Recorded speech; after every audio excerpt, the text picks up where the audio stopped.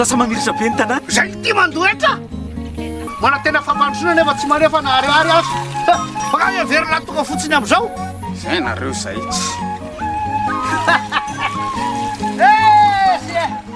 raha tiana mandroso ny tanàna aloavy ny etranao iarahantsika mahefa misy ro avatsika malagasy karahantsika tsy avy eto Anosibe ihany fa ny sasany avy any Djibo, ny sasany avy any Katrisava, ny sasany avy Amajengasa, tratra tany Mahoty. Misy moa araka fanazavana rehefa nifampiresaka tamin'ny to efa ela be mipetraka tany nandeha tsy ara-dalàna, misy vao tsy ela kory, misy tegna vao tsy ela tonga tany dia tratra tany noho ny fampirarahana avy tamin'ny firenena malagasy sy ny firenena frantsay hoe mba mifagnampy atsika satria betsaka loatra ny fifindramony tsy ara-dalàna avy aty mandeha any. Rahantsika mahita ny loza zay misy farany teo tamin'ny volana marsy lasa teo avoazana zay tsy misy toazy rehefa nifampiresaka tamin'ny olo ireo dia tena mitombiny ny zavatra resantsika isanandro amin'ny fagnentagnana ka ararotiny eto zany zay fagnentagnana zay fa magnamafisana ny fagnentagnana ho atsika vahoaka rehetra ato anatin'ity fahatry ity enina avy amin'ny fahatry hafa izay mieritreritra hagnano fifindramony tsy ara-dalàna zay io ny vokany. Ireo olo ireo ne rehefa nanontaniana maro amin'ireo io nandany fanagnana mitrosa vola amin'ny banky, mitrosa vola amin'ny institution financière maro isan-karazany amin'ny motivy nefa lasa agny izy tratra miveriny aty miandry izy nitrosany, miandry izy ny fiainana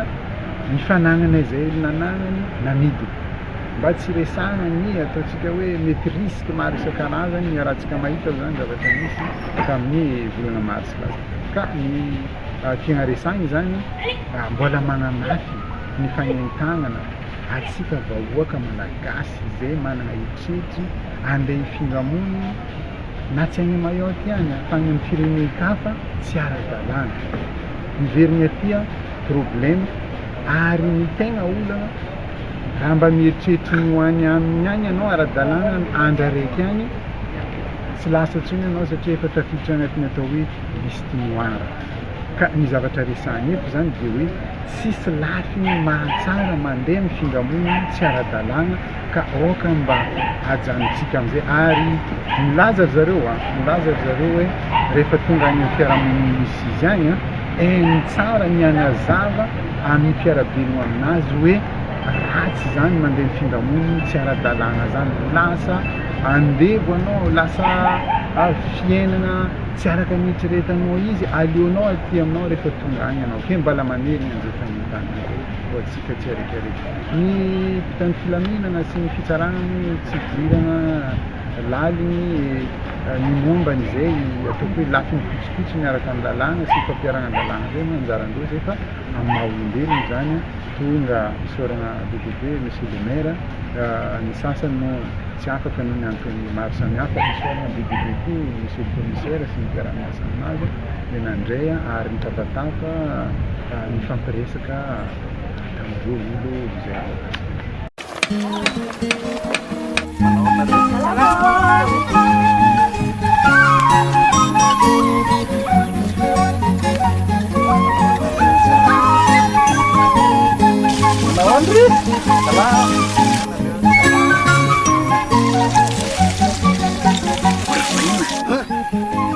ato lasa mamiritra be ny tanàna zay ty mandoetra